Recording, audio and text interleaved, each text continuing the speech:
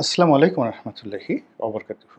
সম্মানিত দর্শক, ঢাকা মেডিকেল কলেজের যে বার্ন ইউনিট, অর্থাৎ যেখানে আগুনে পোড়া রোগীদের চিকিৎসা সেবা দেওয়া হয়,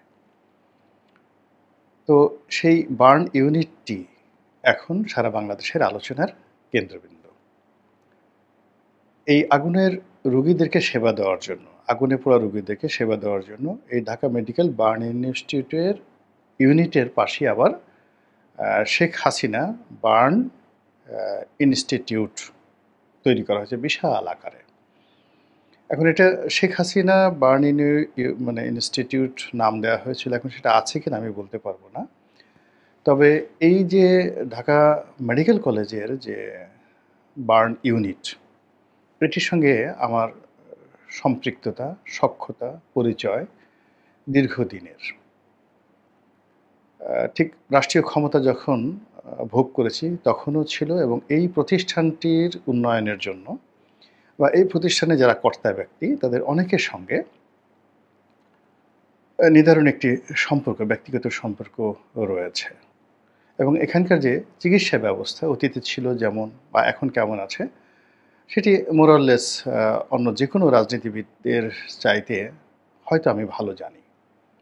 কেন ভালো জানি সেই কথাটা বলবো আজকের এই ভিডিওতে। এই কারণ হলো যে এই মুহূর্তে ঢাকা মেডিকেলের বার্ন ইউনিট বাংলাদেশের আলোচনার কেন্দ্র, এবং এটি যে পারঙ্গমতা দেখাচ্ছে এবং মানুষকে যে সেবা দিচ্ছে ঢাকা মেডিকেলের যে এই ইউনিটটি, পুরো চিকিৎসা ব্যবস্থাতে এত চমৎকার অভিযোগবিহীন ঘটনা কখনো ঘটেনি।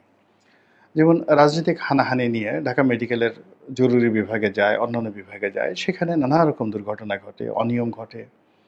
এরপরে জুলাই আগস্ট বিপ্লবে যারা আহত হয়েছেন তাদের একটা বিরাট অংশ নিউরো সায়েন্সে গেছেন, একটা বিরাট অংশ মানে জাতীয় চক্ষু ইনস্টিটিউটে গেছেন, তারপরে পঙ্গু হাসপাতাল, পিজি হাসপাতালে ভর্তি আছেন। তাদের অনেক অভিযোগ চিকিৎসা ব্যবস্থা নিয়ে। কিন্তু এই যে ঢাকার যে মাইলস্টোন স্কুল অ্যান্ড কলেজে মর্মান্তিক বিমান দুর্ঘটনা ঘটল, জঙ্গি বিমানের যে ধ্বংসাবশেষে যে আগুনে মর্মান্তিক বিয়োগাত্মক যে দুর্ঘটনাটি ঘটল, তার ফলে আপনার আমার নয়নের মণি, কলিজার টুকরা, চোখের মণি, ছেলে সন্তান, এবং এখানে যারা আবার সেই অ্যাঞ্জেল শিশু কিশোর, মানে ফেরেশতারূপী শিশু কিশোরদেরকে যারা আগুনের হাত থেকে বাঁচানোর জন্য চেষ্টা করেছেন, তাদের কেউ কেউ মারা গেছেন, শিক্ষক এবং শিক্ষিকা, এবং অনেকে আহত হয়েছেন। তো যারা আহত হয়েছেন তারা সবাই এখন ঢাকা মেডিকেলের এই বার্ন ইউনিটে চিকিৎসা নিচ্ছেন, ভর্তি হয়েছেন।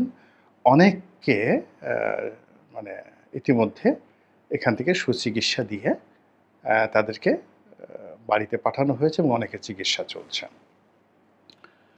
এবং ঢাকা মেডিকেলের এই বার্ন ইউনিটটি এই সময়টিতে এসে যে সেবা দিচ্ছে এবং এত রোগী একসঙ্গে এখানে যেভাবে এসেছে, এটা এই প্রতিষ্ঠানটি তৈরি করার পরে কখনো এত অধিক সংখ্যক রোগী আসেনি, এবং এত সেন্সিটিভ, মানে বাচ্চা শিশুরা, এবং সবাই ধনীর সন্তান, যাদের অনেকেই ধনীর সন্তান, যারা ইচ্ছা করলে সিঙ্গাপুরে নিতে পারতো, সময় থাকলে তারা হয়তো ইউনাইটেডে বা এভার কেয়ারে বা স্কয়ারের মতো যে সকল 5 তারকা মানের ধনীদের হাসপাতালে রয়েছে সেখানে নিতে পারতো, কিন্তু ওখানে এই ধরনের সুযোগ সুবিধা একেবারেই নেই, যেটা এই ঢাকা মেডিকেলের বার্ন ইউনিটে রয়েছে। তো এই বার্ন ইউনিটের সঙ্গে যে নামটি প্রথম থেকে মশহুর, তিনি হলেন ডাক্তার সামন্ত লাল সেন। মিডিয়ার সামনে তিনি এসে কথা বলেছেন বিভিন্ন সময়, ফলে আমরা তাকে চিনি এই বার্ন ইউনিটের প্রতিষ্ঠাতা রূপে। তাকে আমরা আগুনে পোড়া রোগীর একজন মানবদরদী চিকিৎসক হিসেবে চিনি। পরবর্তীতে শেখ হাসিনা রেজিমে তিনি স্বাস্থ্যমন্ত্রী হয়েছিলেন, এবং জুলাই আগস্ট বিপ্লবের সময় তার সারা জীবনের অর্জন এই বিতর্কিত কর্মকাণ্ডের কারণে একেবারে ডাহা মারা পড়ে। তো কাজেই সেই যে সামন্তলাল সেন, তিনি জুলাই আগস্ট বিপ্লবের পরে পলাতক আছেন। এখন অনেকেই কথাবার্তা বলছেন যে এত ক্রাইসিসের সময় এই বার্ন ইনস্টিটিউটটি আসলে কে চালাচ্ছেন, কিভাবে চালাচ্ছেন। তো আমার এখানে সবচেয়ে অবাক করার ব্যাপার হলো যে এর আগে আমি কথা বলতে গিয়ে আমি এই বার্ন ইউনিট নিয়ে একটু ইতিবাচক কথা বলেছিলাম এবং সেখানকার যিনি পরিচালক তিনি ফোন দিলেন এবং অবাক করার ব্যাপার হলো যিনি ফোন দিলেন ডাক্তার নাসির।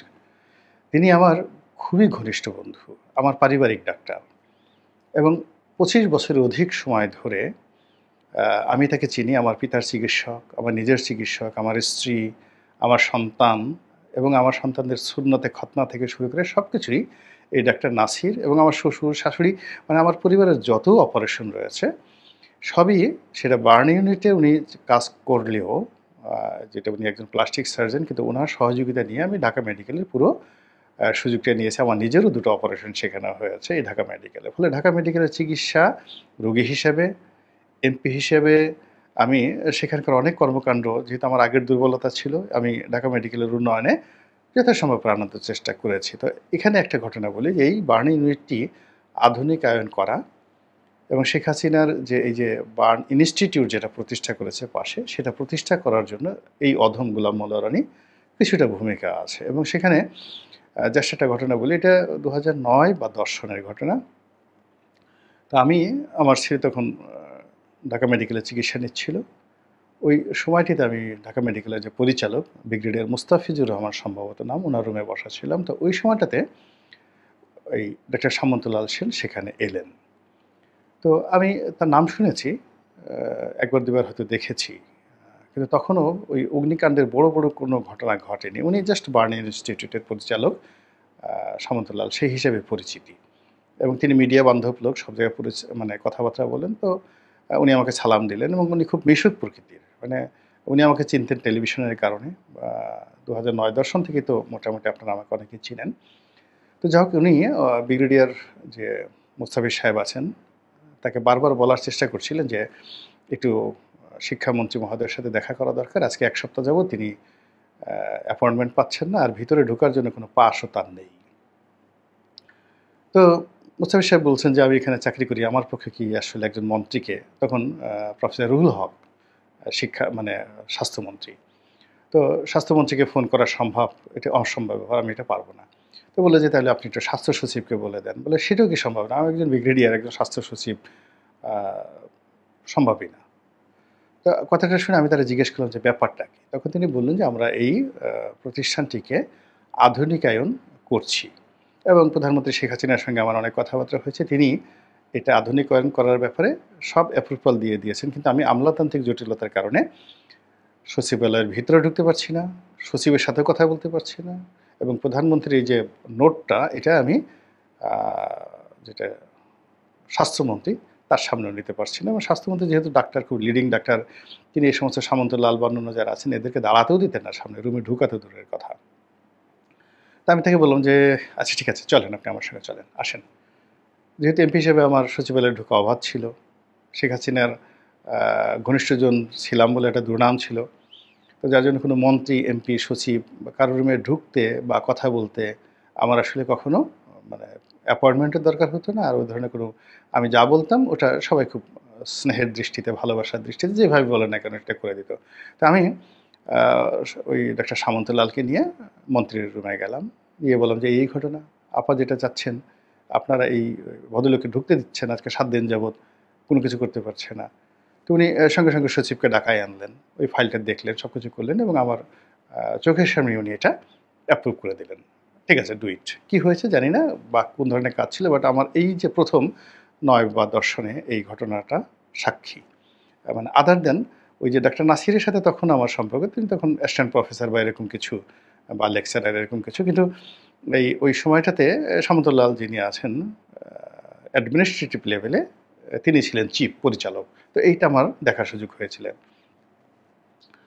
পরবর্তীতে যেটা হলো যখন নিমতলী দুর্ঘটনাটা ঘটলো, আ তারপরে শেষে ২০০০ নিমতলীতে দুর্ঘটনাটা ঘটলো, তখন শেখ হাসিনা সিদ্ধান্ত নিলেন এরকম একটা বার্ন ইনস্টিটিউট সেখানে তিনি করবেন। কিন্তু সমস্যা হলো যে ওখানে একটা পেট্রোল পাম্প ছিল এবং ওই পেট্রোল পাম্পের মালিক আ কোনো অবস্থাতেই জায়গা সে দেবে না এবং সে মামলা করে বসলো। তো মামলা করে বসার পর কোনো অবস্থাতে ওখানে ইনস্টিটিউট করা যাচ্ছিল না। এখন ওটা হাইকোর্টে যেতে হবে, হাইকোর্ট মুভমেন্ট করতে হবে। তো ডাক্তার নাসির যেহেতু আমার বন্ধু মানুষ পরিচিত, তিনি আমার অফিসে আসলেন on behalf of doctor Samanta Lal Sen যে আপনি যদি তার কাছে যান তাহলে সে হয়তো এই ব্যাপারে হেল্প করতে পারবে। তো যাই হোক, তো ডাক্তার নাসির এলেন। আমি জিজ্ঞেস করলাম, আপনারা কাকে দিয়ে মামলাটা মুভমেন্ট করতে চাচ্ছেন? তো বলল যে আপনি যাকে বলবেন। তা আমি বললাম যে এখন তো সুপ্রিম কোর্টের যে বার কাউন্সিল, মানে সুপ্রিম কোর্ট লয়ারদের যে অ্যাসোসিয়েশন, সেটা সাধারণ সম্পাদক, আইনজীবী সমিতির সাধারণ সম্পাদক সম রেজাউল করিম পরবর্তীতে মিনিস্টার হয়েছিলেন, আমার খুব ঘনিষ্ঠ বন্ধু।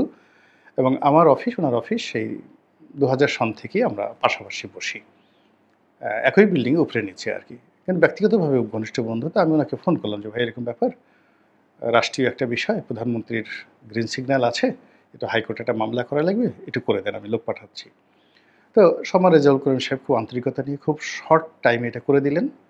এবং এটার জন্য একটা বেশ বাজেট ছিল, 5 লাখ টাকার মতো বা আরও বেশি বাজেট ছিল।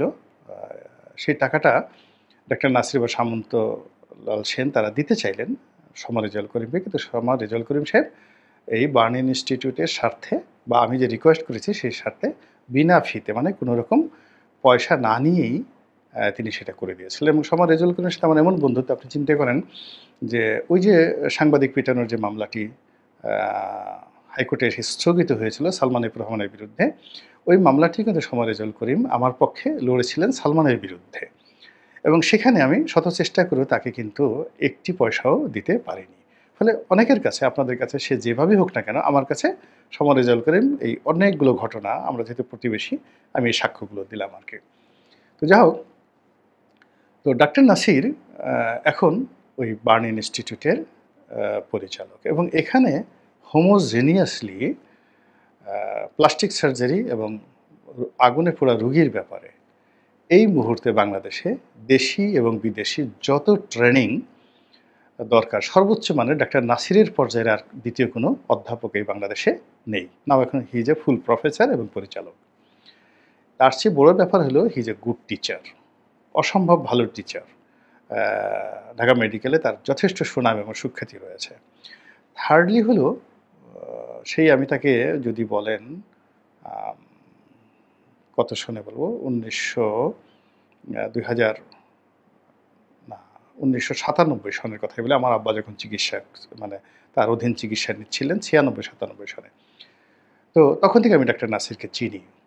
তো সেই নাসির সাহেব এখন আমার বন্ধু, তিনি পরিচালক। কিন্তু তার আগে সেই 97-96 সন থেকে তাকে দেখছি যে প্রো পিউপিল, মানে রুগীদের সাথে তার যে সম্পর্ক, কাজ করার জন্য, সেবা দেওয়ার জন্য। এবং আমার এলাকার অন্ততপক্ষে আমি 4-5 হাজার লোককে এই, মানে 2001 থেকে আমি যেদিন রাজনীতিতে আসছি একেবারে সেই আজ পর্যন্ত যখনই কোনো কাজ হয়, মানে আমি তাকে ফোনও করি না, আমার রুগীদের খালি বলে যাই ডাক্তার নাসিরের সাথে দেখা করো। ফলে সে পরিচালক বা সে ওখানকার ডাক্তার ডাজ নট ম্যাটার, আমার সেই গ্রামের লুঙ্গি পরা লোক ডাইরেক্ট ডাক্তার নাসিরের কাছে ঢুকে যাচ্ছে। এবং ডাক্তার নাসির নিজের ভাইয়ের মতো করে এই গরিব লোকদেরকে, উনি যে কোনো ডিপার্টমেন্টে হোক, ওখানে হোক, মিটফোর্ডে ভর্তি করানো হোক, পঙ্গুতে হোক, সেই কাজটা তিনি, এই কাজটা দীর্ঘদিন ধরে আমাকে সেই সেবা দিয়ে আসছেন। তো ফলে কি হলো যে এই পরিচালক হওয়ার পর তিনি যে সেবাটা দিয়েছেন ঢাকা মেডিকেলের ইতিহাসে এবং এখন পর্যন্ত দিয়ে যাচ্ছেন, এটা সরকারি হাসপাতালে দ্বিতীয় কোনো ঘটনা ঘটেনি। সেকেন্ডলি হলো, যখন আমি দেখলাম যে এরকম একটা ঘটনা যখন ওখানে অগ্নিকাণ্ড ঘটেছে, তিনি জানেন যে এরপরে রোগী তার কাছেই আসবে। তিনি তার ইউনিটটিকে যেভাবে প্রস্তুত করেছেন, ফলে অসংখ্য রোগী এখানে এসেছে, কেউ কিন্তু খালি হাতে ফেরত যায়নি। মেডিসিনের অভাব ছিল না।